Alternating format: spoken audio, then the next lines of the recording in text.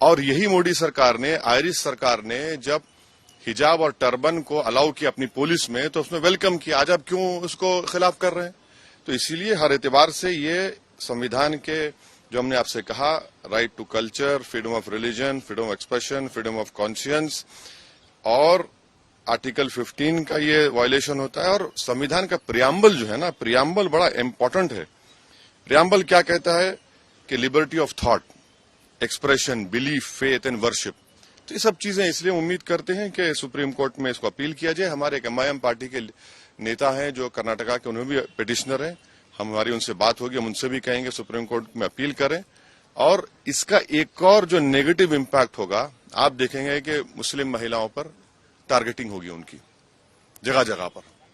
अरे भाई, अगर कोई स्कूल को जाकर पहन रहा है, क्या उसमें बुराई है? इंग्लैंड में, क्रिश्चियन स्कूल्स में, इंग्लैंड में, उनके स्कूल में अलाउड है कि आप वही ड्रेस, यूनिफॉर्म पहने और वही ड्रेस का कलर का हिजाब भी पहने। तो ये चीज है। आपको नहीं ऐसा लगता है कि स्कूल के बने हुए नियम उन बच्चों के भविष्य के लिए अच्छा होता है? बने हुए नियम किस लिए होंगे? आप सिर्फ मुझे ही कह रहे हैं हिजाब मत पहनो?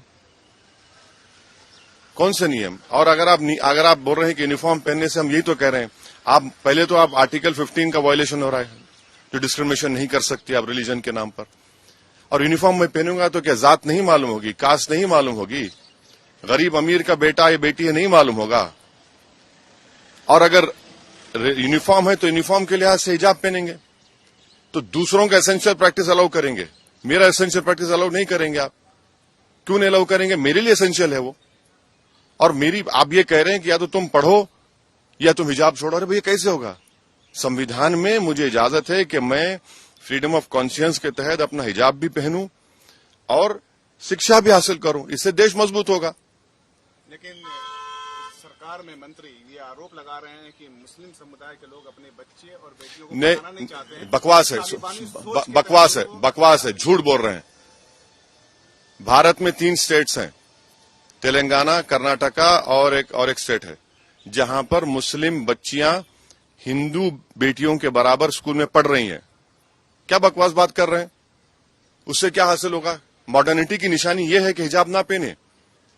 मॉडर्निटी की निशान यह है कि हम सब चीज अपने रिलीजन के प्रैक्टिस छोड़ दें। ये मॉडर्निटी ये नहीं है, हम इसको नहीं मानते इन चीजों को। भाई, संविधान के तहत मुझे अपने कल्चर को, अपने फ्रीडम ऑफ कॉन्शियंस को, एक्सप्रेशन को लेकर चलने की इजाजत है।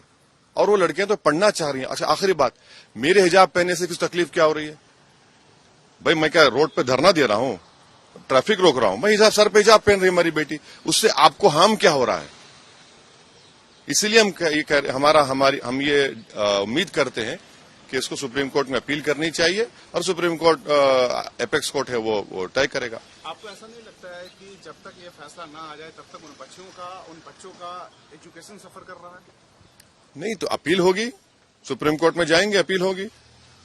संविधान, हम तो ये कह रहे हैं ना कि ये जजमेंट से हम डिसएग्री इसलिए करते हैं कि ये संविधान के फंडामेंटल राइट्स को सस्पेंड करता है।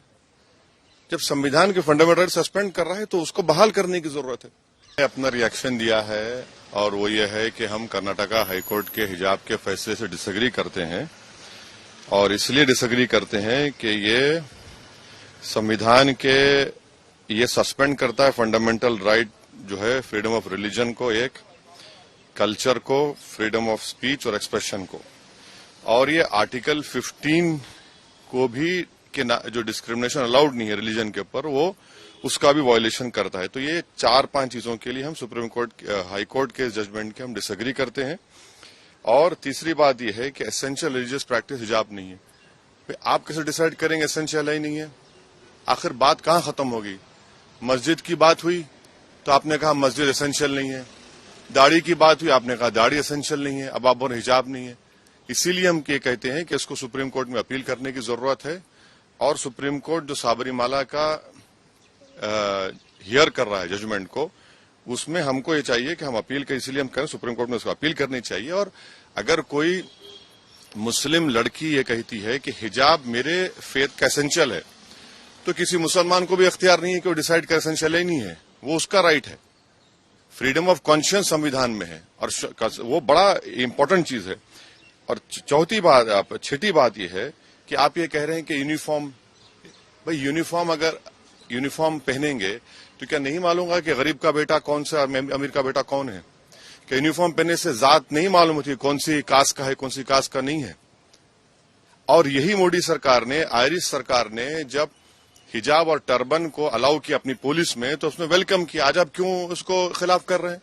तो इसीलिए हर एतबार से ये संविधान के जो हमने आपसे कहा, right to culture, freedom of religion, freedom of expression, freedom of conscience, और आर्टिकल 15 का ये वायलेशन होता है। और संविधान का प्रियम्बल जो है ना, प्रियम्बल बड़ा इंपॉर्टेंट है। प्रियम्बल क्या कहता है कि liberty of thought, expression, belief, faith and worship.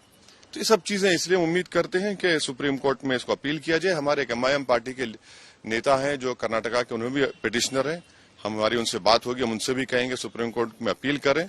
और इसका एक और जो नेगेटिव इम्पैक्ट होगा, आप देखेंगे कि मुस्लिम महिलाओं पर टारगेटिंग होगी उनकी जगह जगह पर। अरे भाई, अगर कोई स्कूल को जाकर पहन रहा है, क्या उसमें बुराई है? इंग्लैंड में क्रिश्चियन स्कूल्स में, इंग्लैंड में उनके स्कूल में अलाउड है कि आप वही ड्रेस यूनिफॉर्म पहने और वही ड्रेस का कलर का हिजाब भी पहने।